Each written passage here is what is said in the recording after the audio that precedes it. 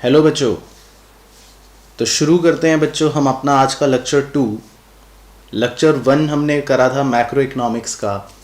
और मुझे पूरी उम्मीद है कि लेक्चर 1 में जो हमने टॉपिक्स पढ़े थे वो सारे आप भूल चुके होंगे और आपने अभी तक अपने नोट्स भी नहीं डाउनलोड करे होंगे और ना ही उसमें आपने कोई भी काम करा होगा। ठीक है सर, तो आपको सब पता ही है पहले से हमारे बारे में, तो कोई दिक्कत परेशानी वाली बात इसमें है नहीं। तो बच्चों पिछली क्लास अगर आपको याद हो तो हमने क्या क्या चीज़ें पढ़ी थी। हमने मैक्रो इकोनॉमिक्स पढ़ लिया था, उसके बाद मैक्रो और माइक्रो इकोनॉमिक्स का डिफरेंस पढ़ा था, उसके बाद सबसे इम्पॉर्टेंट हमने पढ़ा था इंटरमीडिएट गुड्स क्या होते हैं, उसके बाद ये पढ़ा था फाइनल गुड्स क्या होते हैं। इंटरमीडिएट और फाइनल गुड्स का डिफरेंस आपको लिखना था होमवर्क में। कंजम्पशन गुड और कैपिटल गुड क्या होते हैं और कंजम्पशन गुड और कैपिटल गुड का डिफरेंस क्या होता है वो आपको लिखना था होमवर्क में। ठीक है ना, तो यहाँ तक हम ऑलरेडी कर चुके हैं। तो आज के लेक्चर में हम रिमेनिंग पार्ट्स को इसके डिस्कस करेंगे और फिर ये हमारा चैप्टर 1 जो है ये हमारा फिनिश भी हो जाएगा। तो बच्चों आज का हमारा पहला जो टॉपिक हमको पढ़ना है वो पढ़ना है concept of stocks and flows.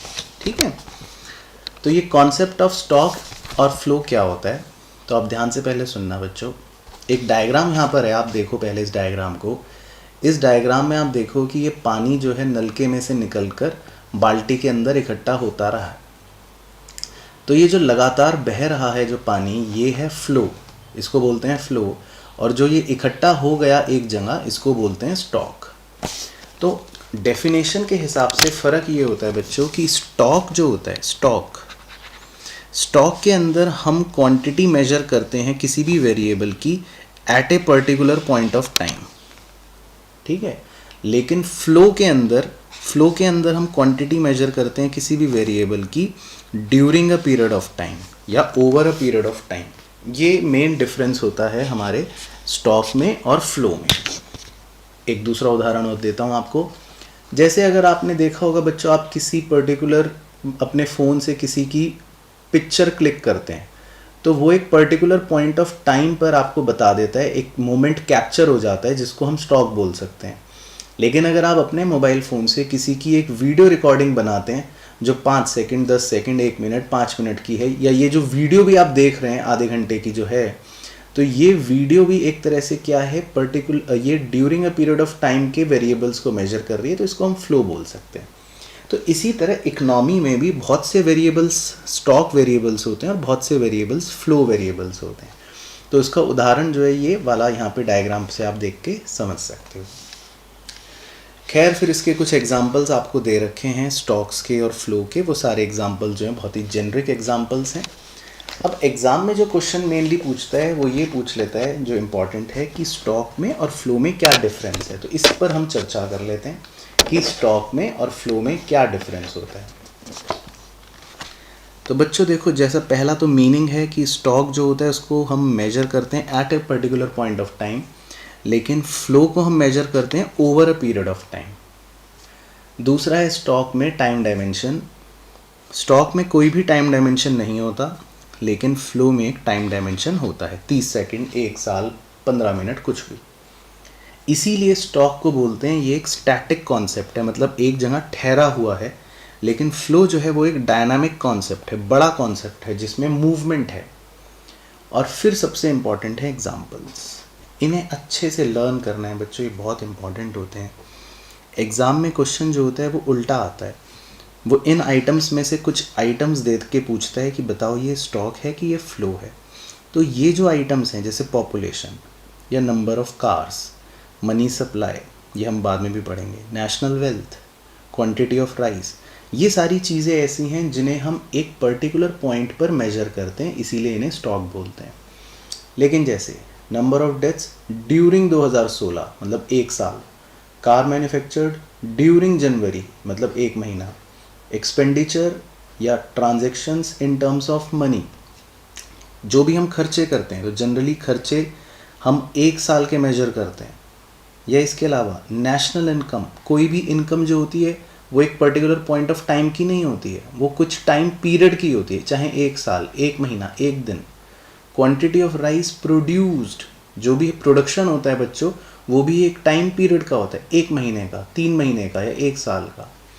तो जिसमें भी कोई टाइम फ्रेम आ जाए वो होते हैं फ्लो वेरिएबल्स, और जिसमें भी बिल्कुल टाइम फ्रेम ना हो, जो सिर्फ at a particular point of time पर हम मेजर करते हैं, उसको बोलते हैं स्टॉक वेरिएबल्स। तो ये एक डिफरेंस इंपॉर्टेंट होता है स्टॉक का और फ्लो का। उसके बाद नेक्स्ट कॉन्सेप्ट है बच्चों, हमारा नेक्स्ट टॉपिक होता है gross investment, net investment and depreciation. तो पहले इसमें मैं आपको बता देता हूँ इन्वेस्टमेंट वर्ड का क्या मतलब है। तो इन्वेस्टमेंट का मतलब यहाँ पर बहुत ही सिंपल होता है। इन्वेस्टमेंट यानी कि जिसको दूसरे वर्ड्स में कैपिटल फॉर्मेशन भी कहते हैं, ठीक है। तो ये बात हमको याद रखनी है, इन्वेस्टमेंट मतलब कैपिटल फॉर्मेशन, जिसका सीधा सीधा अर्थ ये है कि हम कोई भी नए कैपिटल एसेट्स को क्रिएट करने की बात कर रहे हैं। तो उसमें हो सकता है कुछ भी हो सकते हैं, प्लांट हो सकता है, मशीन हो सकती है, नई नई फैक्ट्रीज हो सकती हैं, कोई नया एडिशन हमने करा अपनी इन्वेंट्री में, वो हो सकता है। तो इसको बोलते हैं इन्वेस्टमेंट करना। हाँ, लेकिन इसमें कोई भी फाइनेंशियल इंस्ट्रूमेंट या फाइनेंशियल इन्वेस्टमेंट कंसिडर नहीं किया जाता। जैसे आपने कोई शेयर खरीद लिया, या आपने कोई डिबेंचर खरीद लिया, या बॉन्ड खरीद लिया, ये सब चीज़ों को हम इन्वेस्टमेंट यहाँ पर नहीं मानते। अब आते हैं पहली टर्म पर, ग्रॉस इन्वेस्टमेंट का मतलब क्या होता है। तो बच्चों, ग्रॉस इन्वेस्टमेंट मानी जाती है कि इसके अंदर 2 चीज़ें होती हैं।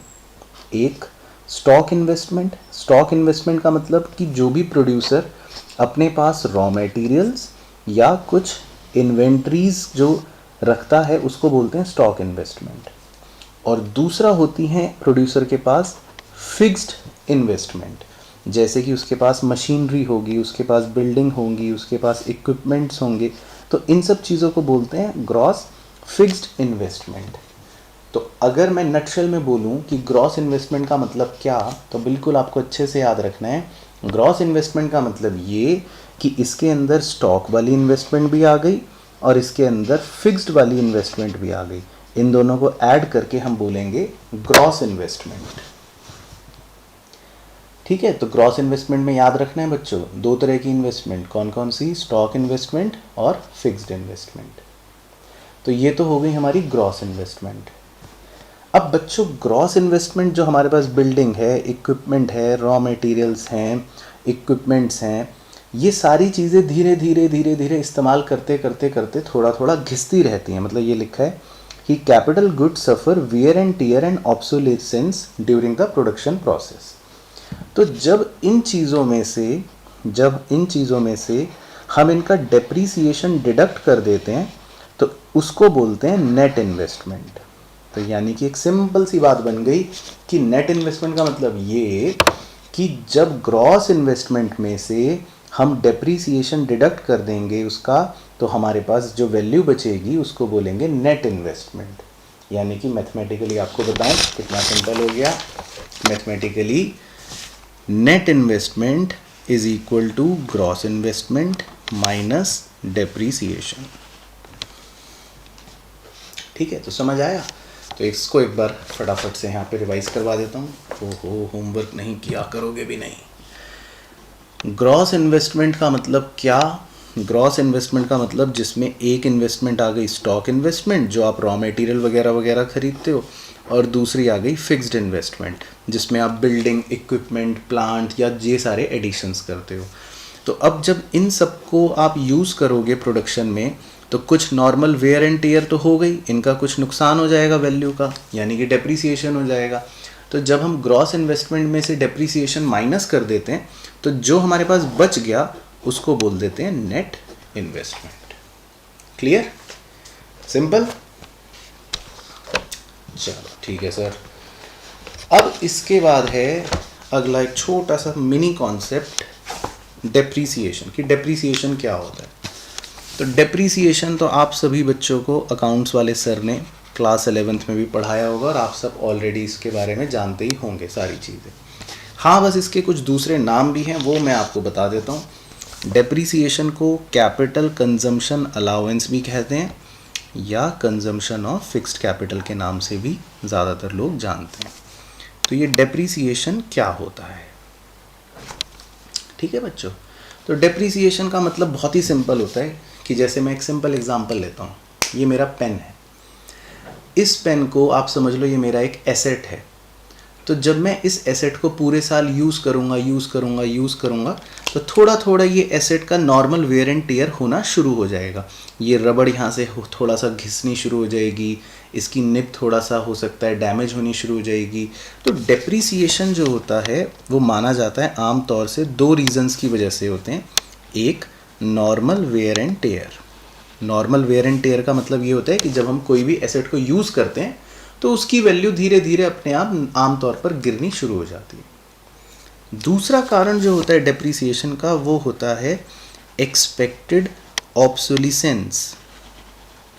इसमें बच्चों ध्यान रखना है, ये एक्सपेक्टेड ऑब्सोलिसेंस होता है। एक्सपेक्टेड मतलब हमें पता होता है।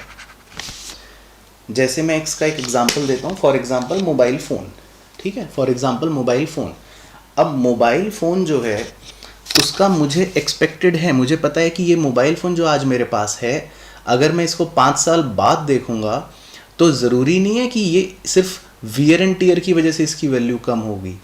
इसकी वैल्यू इसीलिए भी कम हो गई होगी क्योंकि 5 साल बाद नई नई टेक्नोलॉजीज़ आ गई होंगी, मार्केट में नए नए मोबाइल फ़ोन आ गए होंगे। तो कई बार हमें पता होता है कि हमारे एसेट की वैल्यू में गिरावट आएगी क्योंकि बाज़ार में कुछ नई टेक्नोलॉजियाँ आ चुकी हैं जिसका प्रभाव हमारे प्रोडक्ट पर पड़ता है या जिसकी वजह से मेरे फ़ोन की वैल्यू में गिरावट हो जाएगी। इसी तरह दूसरा कारण ये भी होता है, कई बार फैशन के बदल जाने की वजह से या किसी भी और रीज़न की वजह से मुझे पता होता है कि मेरा डिमांड जो कर रहे हैं गुड्स लोग अभी, वो फिर धीरे धीरे शायद नहीं करेंगे और मेरे गुड की वैल्यू जो है वो कम हो जाएगी। तो बच्चों, हमारे एसेट की वैल्यू के कम होने का, जिसको हम डेप्रिसिएशन बोलते हैं, 2 कारण होते हैं। नंबर 1 एक्सपेक्टेड ऑब्सोलिसेंस और दूसरा normal wear and tear. Normal wear and tear मतलब जो हम यूज़ करेंगे तो वैल्यू कम हो गई, और एक्सपेक्टेड ऑब्सोलिसेंस मतलब हमें पहले से पता होता है कि या तो टेक्नोलॉजी के बदलने की वजह से या डिमांड वगैरह के बदलने की वजह से मेरे एसेट की वैल्यू कम हो जाएगी। तो इसको बोलते हैं डेप्रिसिएशन। हाँ, लेकिन डेप्रिसिएशन जो होता है वो कैपिटल लॉस से अलग होता है। अब ये कैपिटल लॉस एक अलग टर्म है। कैपिटल लॉस एक ऐसी चीज़ होती है कि अचानक से कोई ऐसी दुर्घटना घटी जो मैंने सोची नहीं थी। कि मान लो ये मेरा एसेट है, ठीक है, ये मेरा एसेट अचानक से बिल्डिंग के ऊपर से गिरा और ये, ओ गॉड, ये पेन जो है मान लेते हैं मेरा टूट गया। तो अब मैं इसको डेप्रिसिएशन नहीं कह सकता। मुझे पता है मेरे अब एसेट की वैल्यू कम हो गई, ये बेकार हो गया, इसकी वैल्यू कम हो गई, लेकिन दिस इज़ नॉट डेप्रिसिएशन, क्योंकि बिल्डिंग से पेन के गिरने पर ये टूट जाएगा ऐसा तो कोई सोचता नहीं है पहले से, ये कोई एक्सपेक्टेड तो होता नहीं है। तो जब भी किसी अनएक्सपेक्टेड सिचुएशन की वजह से वैल्यू में गिरावट हो जाए तो उसको बोलते हैं कैपिटल लॉस। तो ये यहाँ पे लिखा हुआ है कि इसमें गिरावट की वजह होती है अनएक्सपेक्टेड ऑब्सोलिसेंस, और वो कोई भी कारण हो सकता है। कई बार चोरी हो गई या चकारी हो गई या आग लग गई या कुछ भी रीज़न की वजह से हमारे एसेट की वैल्यू में गिरावट हो गई, तो उसको बोलते हैं कैपिटल लॉस। तो मैं उम्मीद कर रहा हूँ आपको डेप्रिसिएशन और कैपिटल लॉस का डिफरेंस समझ आया हो। तो इसी पर क्वेश्चन आ जाता है 3 नंबर का, बहुत ही प्यारा सा बेसिस के साथ, कि डिफरेंस बताओ डेप्रिसिएशन का और कैपिटल लॉस का। तो बहुत ही सिंपल है। मीनिंग डेप्रिसिएशन का आपको पता ही है कि वैल्यू में गिरावट हो जाती है नॉर्मल वेयर एंड टियर की वजह से या एक्सपेक्टेड ऑब्सोलिसेंस की वजह से, लेकिन कैपिटल लॉस में गिरावट हो जाती है अनएक्सपेक्टेड ऑब्सोलिसेंस की वजह से, भूकंप आ गया, चोरी हो गई। डेप्रिसिएशन जो होता है वो प्रोडक्शन कैपेसिटी को प्रभावित नहीं करता, क्योंकि हमें पहले से पता होता है ऐसा होने वाला है तो हम उसके लिए तैयार रहते हैं। लेकिन कैपिटल लॉस जो होता है वो कहीं ना कहीं प्रोडक्शन कैपेसिटी को प्रभावित कर देता है। मान लो एसेट जो है वो ऊपर से बिल्डिंग से नीचे गिर गया तो थोड़ा ज़्यादा डैमेज हो जाएगा, तो फिर वो कंपनी की या फर्म की प्रोडक्शन कैपेसिटी को प्रभावित कर देगा। तीसरा पॉइंट, प्रोविज़न मतलब तैयारी। डेप्रिसिएशन के लिए हम पहले से प्रिपेयर होते हैं और इसीलिए आपने डेप्रिसिएशन का प्रोविज़न भी पहले से बना रखा होता है, और ये आपने अपने क्लास 11th में पढ़ भी रखी होगी एक टर्म, प्रोविज़न फॉर डेप्रिसिएशन। लेकिन चोरी होने वाली है, भूकंप आने वाला है, कोरोना वायरस फैलने वाला है, ये तो अब हमको नहीं पता था। तो इन सब चीज़ों के लिए हम पहले से कोई भी प्रोविज़न नहीं बना पाते, तो इसीलिए कैपिटल लॉस के लिए कोई भी प्रोविज़न नहीं बनता। तो ये सिंपल सा डिफरेंस है डेप्रिसिएशन का और कैपिटल लॉस का। तो क्लियर हो गया ये वाला पॉइंट भी। तो 3 नंबर हमारे ये पक्के। उसके बाद नेक्स्ट टॉपिक पढ़ते हैं। नेक्स्ट टॉपिक है factors of production and factor income. Factors of production किसे कहते हैं? फैक्टर्स ऑफ प्रोडक्शन का मतलब ये होता है बच्चों कि ऐसा माना जाता है कि कोई भी चीज़ को प्रोड्यूस करने के लिए हमें 4 चीज़ों की आवश्यकता पड़ती है। इकोनॉमिक्स में कोई भी चीज़ को बनाने के लिए 4 चीज़ें चाहिए। कोई भी चीज़ हो, सुई से लेके एरोप्लेन भी बनाना हो तो उसके लिए हमको 4 चीज़ें चाहिए। वो क्या है 4 चीज़ें? एक तो चाहिए हमको लैंड। लैंड का मतलब होता है सारे नेचुरल रिसोर्सेस। दूसरा हमको चाहिए लेबर। लेबर वो व्यक्ति होता है जो या तो फिजिकल या मेंटल एफर्ट करता है। तो बच्चों जैसे कोई डॉक्टर है वो भी लेबर है यहाँ पे, या कोई टीचर है वो भी लेबर है, वो मेंटल एफर्ट्स करते हैं। तीसरा हमको चाहिए पैसा, कैपिटल। भाई पैसा होगा तभी आप सामान खरीदोगे, मशीन खरीदोगे, इक्विपमेंट्स खरीदोगे, तो इन चीज़ों को कहते हैं कैपिटल। बिना इनके तो प्रोडक्शन हो नहीं सकता। तो एक हमको चाहिए लैंड, एक हमको चाहिए लेबर, एक हमको चाहिए कैपिटल, और इन तीनों को प्रॉपरली मैनेज करने के लिए एक चाहिए आपके जैसा समझदार व्यक्ति, यानी एंटरप्रेन्योर। तो ऐसा माना जाता है कि कोई भी चीज़ प्रोड्यूस करने के लिए 4 चीज़ें चाहिए। क्या क्या हैं वो 4 चीज़ें? लैंड, लेबर, कैपिटल और एंटरप्रेन्योर। 4 चीज़ें चाहिए। तो इन 4 चीज़ों को बोलते हैं फैक्टर्स ऑफ प्रोडक्शन। अब कोई व्यक्ति हमें लैंड दे देता है, कोई दूसरा व्यक्ति हमको लेबर दे देता है, कोई तीसरा व्यक्ति हमको कैपिटल दे देता है, कोई चौथा व्यक्ति हमको एंटरप्रेन्योर सर्विस दे देता है। तो हम अलग अलग लोगों से ये 4 चीज़ें ले लेते हैं। अब वो हमसे इसके बदले में कुछ मांगेंगे। तो देखो, जो हमको लैंड देता है व्यक्ति, हम उस व्यक्ति को बदले में रेंट देते हैं।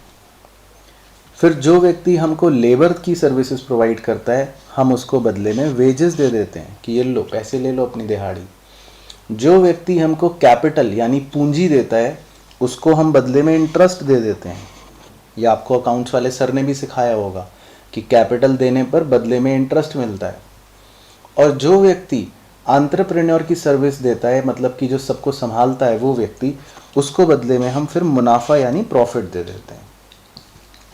तो यानी कि क्या बन गई बात कि लैंड के बदले में मिलेगा रेंट, लेबर के बदले में मिलेगी वेजेस, कैपिटल के बदले में मिलेगा इंटरेस्ट, और एंटरप्रेन्योर के बदले में मिलेगा प्रॉफिट।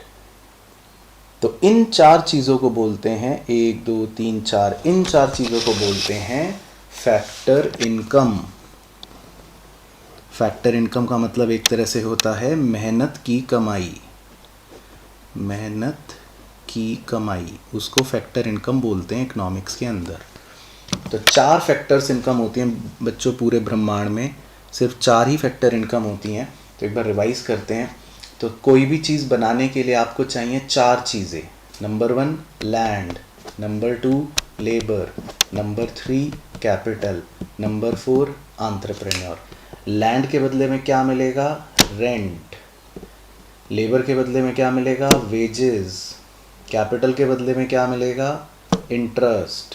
एंटरप्रेन्योर के बदले में क्या मिलेगा? प्रॉफिट।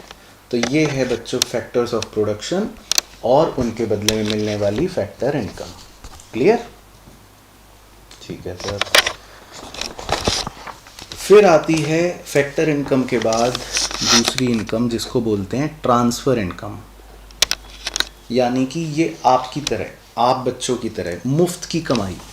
फैक्टर इनकम तो होता है मेहनत की कमाई, लिखवाया था। फैक्टर इनकम मतलब मेहनत की कमाई। ट्रांसफ़र इनकम मतलब बोलते हैं एक तरह से मुफ्त की कमाई, जिसमें आपने सर्विस तो कोई दी नहीं, काम तो कुछ करा नहीं, बस बैठे बिठाए पैसे मिल गए। तो फैक्टर इनकम मेहनत के बदले में मिलती है। ट्रांसफ़र इनकम देखो लिखा भी यहाँ कितना अच्छा लिखा है, कि ये वो पेमेंट होती है जो मिलती है without rendering any productive service. आपने कोई भी प्रोडक्टिव सर्विस प्रोवाइड नहीं करी और पैसे मिल गए, तो इसको बोलते हैं ट्रांसफ़र इनकम। इसीलिए इन्हें यूनिलैटरल पेमेंट्स भी कहा जाता है। यूनिलैटरल पेमेंट्स का मतलब होता है एक तरफा। आपने दिया तो कुछ भी नहीं, बस पैसे ले लिए एक तरफा, तो इसीलिए इन्हें बोलते हैं यूनिलैटरल पेमेंट्स। खैर, जो इम्पोर्टेंट है वो है कि बताओ मेहनत की कमाई और मुफ्त की कमाई में क्या डिफरेंस है, ये इम्पोर्टेंट है। ये क्वेश्चन आता है कि फैक्टर इनकम और ट्रांसफ़र इनकम में क्या डिफरेंस है। तो बस बहुत ही सिंपल है। पहला तो मीनिंग कि ये हमें मिलता है कुछ फैक्टर सर्विसेज देने के बदले में, मतलब मेहनत की कमाई, और ये हमें मिलता है कोई भी सर्विस देने के बिना, यानी मुफ्त की कमाई। दूसरा, नेचर, बहुत ही इंपॉर्टेंट पॉइंट है ये। बच्चों, जब हम देश की इनकम निकालेंगे अभी आगे, तो देश की इनकम में सिर्फ मेहनत की कमाई ली जाती है। It is included in both national and domestic income. लेकिन देश की इनकम निकालते समय इन्हें इंक्लूड नहीं किया जाता। मुफ्त की कमाई बेकार है नेशनल इनकम में, इन्हें नेशनल इनकम में इंक्लूड नहीं किया जाता। इनका कॉन्सेप्ट है अर्निंग कॉन्सेप्ट, कमाया, और इनका कॉन्सेप्ट है रिसिप्ट कॉन्सेप्ट, बस मिल गया। मिलती तो भिखारी को भी भीख है, लेकिन वो है ट्रांसफ़र इनकम, लेकिन कमाई होती है मेहनत के बदले में, तो ये है अर्निंग कॉन्सेप्ट। फैक्टर इनकम के उदाहरण, ये तो मैंने आपको अभी भी बताया, ये तो 4, पूरे ब्रह्मांड में 4 हैं बच्चों, इसको याद रखना है। रेंट मिलेगा लैंड के बदले में, लेबर के बदले में वेजेस मिलेगी, कैपिटल के बदले में इंटरेस्ट मिलेगा, एंटरप्रेन्योर के बदले में प्रॉफिट मिलेगा। और इसके अलावा जो भी ये मुफ्त के पैसे होते हैं, ये ट्रांसफ़र इनकम। स्कॉलरशिप मिली, कोई प्रोडक्टिव एक्टिविटी नहीं करी, आपको बूढ़े होने पर सरकार कुछ फ्री में पैसे दे देगी, कोई मेहनत नहीं करी। आप बेरोज़गार हो, इसके बदले में सरकार आपको पैसे दे देगी, तो ये कोई मेहनत नहीं करी। ये सब चीज़ें होती हैं ट्रांसफ़र इनकम। तो ये एक छोटा सा कॉन्सेप्ट था हमारा कि फैक्टर इनकम और उसके अगेंस्ट ट्रांसफ़र इनकम और उनका डिफरेंस। तो यहाँ तक एक बार रिवाइज़ करें फटाफट से, ताकि आज की बातें क्लियर होती रहे। सबसे पहले आपको क्या पढ़ाया था? सबसे पहले पढ़ा स्टॉक और फ्लो। तो इसमें याद रखना, ये नलके का पानी, ये फ्लो है, ये स्टॉक है। फ़ोटो खींचोगे तो स्टॉक है, वीडियो बनाओगे तो फ्लो है। फिर हमने पढ़ा ग्रॉस इन्वेस्टमेंट और नेट इन्वेस्टमेंट। ग्रॉस इन्वेस्टमेंट में स्टॉक इन्वेस्टमेंट और फिक्स्ड इन्वेस्टमेंट दोनों आ गए, और जब इनकी वैल्यू में गिरावट हो जाती है, उस गिरावट को आप डिडक्ट कर देते हो, तो बचेगा नेट इन्वेस्टमेंट। उसके बाद आपने पढ़ा डेप्रीसिएशन क्या होता है, उसके क्या कारण होते हैं, और डेप्रीसिएशन जो है वो कैपिटल लॉस से कैसे अलग होता है। तो कैपिटल लॉस क्या था? जब ये पेन बिल्डिंग से गिरा और टूट गया, जो हमने सोचा नहीं था, अनएक्सपेक्टेड। फिर हमने पढ़ा कि फैक्टर्स ऑफ प्रोडक्शन क्या होते हैं। कोई भी चीज़ प्रोड्यूस करने के लिए हमको चाहिए 4 चीज़ें, और उनके बदले में मिलेंगी हमको इनकम्स, उनको बोलेंगे फैक्टर इनकम्स। और फैक्टर इनकम्स जो होती हैं वो मेहनत की कमाई होती हैं। उसके विपरीत कौन सी कमाई होती है? ट्रांसफ़र इनकम, यानी मुफ्त की कमाई। तो ये क्वेश्चन पूछेगा फैक्टर इनकम और ट्रांसफ़र इनकम का डिफरेंस, तो वो भी हम बता देंगे। तो इतनी कहानी क्लियर? ओके सर, अब बढ़ते हैं अपने लास्ट टॉपिक पर, इस चैप्टर का आखिरी टॉपिक। बस फिर चैप्टर अपनी अंतिम सांसें लेके ख़त्म हो जाएगा। ये है सर्कुलर फ्लो ऑफ इनकम। ठीक है, तो ये बहुत ही बढ़िया चीज़ है। तो इसको आप ध्यान से पहले यहाँ पे सुन लेना, फिर आप सारी बातें आपको दिखाता हूँ। तो बच्चों, सर्कुलर फ्लो ऑफ इनकम जो होता है ना, उसमें ये होती है कहानी कि उसमें एक तो होते हैं हाउस होल्ड्स, जैसा कि आप यहाँ देख रहे हो, आपके और मेरी तरह लोग, और एक होती हैं फर्म्स जो प्रोडक्शन करती हैं। तो इसमें सबसे पहले जो फर्म्स होती है ना, वो हाउस होल्ड से कहती हैं कि हाउस होल्ड आप हमें लैंड भी दे दो, आप हमें लेबर भी दे दो, आप हमें कैपिटल भी दे दो, और आप हमें एंटरप्रेन्योर भी दे दो। तो सबसे पहले स्टेप नंबर 1 में ये लोग हाउस होल्ड जो होते हैं वो लैंड, लेबर, कैपिटल, एंटरप्रेन्योर इनको फर्म को दे देते हैं। ये है स्टेप 1।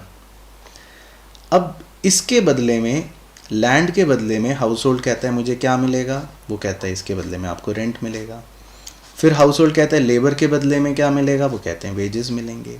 वो पूछता है कैपिटल के बदले में इंटरेस्ट मिलेगा, और एंटरप्रेन्योर को प्रॉफिट मिलेगा। तो स्टेप नंबर 2 में फर्म्स जो होती हैं वो हाउस होल्ड्स को क्या दे देती हैं, रेंट, वेजेस, इंटरेस्ट और प्रॉफिट। तो ये समझ आ रहा है आपको, देखो मैंने एरो बना दिया। तो सबसे पहला स्टेप, हाउस होल्ड्स फर्म्स को सर्विसेज देती हैं, और स्टेप नंबर 2 में फर्म्स हाउस होल्ड्स को ये पैसे दे देते हैं। अब इन 4 चीज़ों की मदद से लैंड, लेबर, कैपिटल, एंटरप्रेन्योर को फर्म्स ने क्यों लिया था, प्रोडक्शन करने के लिए, गुड्स बनाने के लिए। तो फर्म्स ये गुड्स बना लेती हैं। फिर ये गुड्स जो होते हैं ये सारे के सारे किसको बेचती हैं, फर्म्स हमें बेचती हैं। ये देखो goods and services, goods and services, goods and services. Step number 3, तो फर्म सारे के सारे गुड्स किसको बेचती है, हमें बेच देती है। और हाउस होल्ड्स इन गुड्स के बदले में जो पैसे होते हैं, जिसको बोलते हैं स्पेंडिंग करना, खर्चा करना, वो पैसे फर्म्स को दे देती है। तो अगर आप ध्यान से देखो, इसमें एक पूरा सर्कल कंप्लीट हो रहा है पैसों का। एक ये इनर सर्कल भी है, ये है स्टेप 4। इनर सर्कल मतलब 2 नंबर और 4 नंबर। तो पैसा पहले फर्म से यहाँ गया और फिर हाउस होल्ड से घूम के वापस फर्म के पास आ गया। तो ये जो 2 और 4 नंबर होते हैं, जिसमें आप देख रहे हो कि ये पैसों की बात की जा रही है कि पहले ये पेमेंट्स जो थी वो यहाँ से यहाँ गई और फिर वो पेमेंट्स हाउस होल्ड से वापस फर्म के पास आ गई। तो ये जो इनर वाला फ्लो आप देख रहे हो, इनर वाला सर्कल आप देख रहे हो, बेसिकली ये जो 2 नंबर और 4 नंबर जो मैंने स्टेप्स मार्क कर रखे हैं, इस पैसे वाले फ्लो को बोलते हैं मनी फ्लो, इसे बोलते हैं मनी फ्लो। और अगर आप आउटर सर्कल देखोगे वो भी कंप्लीट हो रहा है। पहले वो सर्विसेज देते हैं फर्म्स को और फर्म्स फिर गुड्स इनको दे देती हैं। तो सर्विसेज गुड्स, सर्विसेज गुड्स। तो ये जो आउटर सर्कल है बेसिकली मतलब नंबरिंग 1 स्टेप और ये 3 स्टेप जो है जिसमें सर्विसेज और गुड्स का मूवमेंट चल रहा है, इस फ्लो को बोल देते हैं रियल फ्लो। और ये जो पूरा कॉन्सेप्ट होता है, इस पूरे कॉन्सेप्ट को बोल देते हैं सर्कुलर फ्लो ऑफ इनकम, यानी कि जो इनकम है वो एक सर्कल में घूमती रहती है, यहाँ से यहाँ गई, फिर यहाँ से यहाँ गई, यहाँ से यहाँ गई, फिर यहाँ से यहाँ गई। तो ये सारी बातें बच्चों यहाँ पे लिखी होती हैं इसके अंदर कि भाई एक प्रोडक्ट मार्केट है, एक फैक्टर मार्केट है। प्रोडक्ट मार्केट में गुड्स और सर्विसेज बेची जाती हैं, फैक्टर मार्केट में फैक्टर सर्विसेज बेची जाती हैं। मैं डायग्राम पे दिखा देता हूँ आपको, ये देखो फैक्टर मार्केट ऊपर वाला जहाँ पे फैक्टर सर्विस दी, फैक्टर पेमेंट लिए, और प्रोडक्ट मार्केट नीचे वाला जिसमें गुड्स और सर्विसेज बेचे और पैसे लिए। फिर उसके बाद जो मैंने कहानी आपको सुनाई हिंदी में, वो यहाँ पर सेम कहानी अंग्रेज़ी में लिखी हुई है, जिसके अंदर ये बता दिया कि रियल फ्लो क्या होता है, जिसके अंदर ये बता दिया जो लिखा है देखो कि आउटर सर्कल, और जिसके अंदर ये बता दिया कि मनी फ्लो क्या होता है। फिर एक क्वेश्चन जो आता है वो आता है सबसे इम्पॉर्टेंट कि रियल फ्लो और मनी फ्लो में डिफरेंस क्या होता है। तो बहुत ही सिंपल है। रियल फ्लो जो हमने बनाया था वो था जो आउटर सर्कल जिसमें गुड्स और सर्विसेज घूमते हैं, और मनी फ्लो जो है वो इनर सर्कल जिसमें हमारा पैसा घूमता है। तो इसमें देखो लिखा है गुड्स और सर्विसेज, इसमें लिखा है मनी। इसमें बार्टर सिस्टम होता है क्योंकि गुड्स और सर्विसेज घूम रहे हैं, लेकिन इसमें कोई ऐसा बार्टर सिस्टम नहीं होता क्योंकि यहाँ पे मनी की मूवमेंट हो रही है। और इसको इसीलिए फिजिकल फ्लो भी बोल देते हैं और इसको इसीलिए नॉमिनल फ्लो भी बोल देते हैं। तो बेसिकली जो मेन इंपॉर्टेंट चीज़ थी वो इसमें ये थी कि सर्कुलर फ्लो को समझना कि कैसे पहले स्टेप 1 में हाउस होल्ड्स इनको सर्विसेज देते हैं, फिर स्टेप 2 में फर्म्स इनको पेमेंट्स करती हैं, फिर स्टेप 3 में फर्म्स इनको गुड्स एंड सर्विसेज बेचते हैं, और स्टेप 4 में हाउस होल्ड इनको पैसे दे देते हैं। तो ये था बच्चों हमारा पूरा चैप्टर 1। देखो ये ख़त्म हो गया। इसके बाद तो बस समरी है और फिर इसके क्वेश्चंस हैं जो आपको करने हैं जब आपके पास बुक आ जाएगी। तो बाकी करेंगे हम अपनी नेक्स्ट वीडियो में।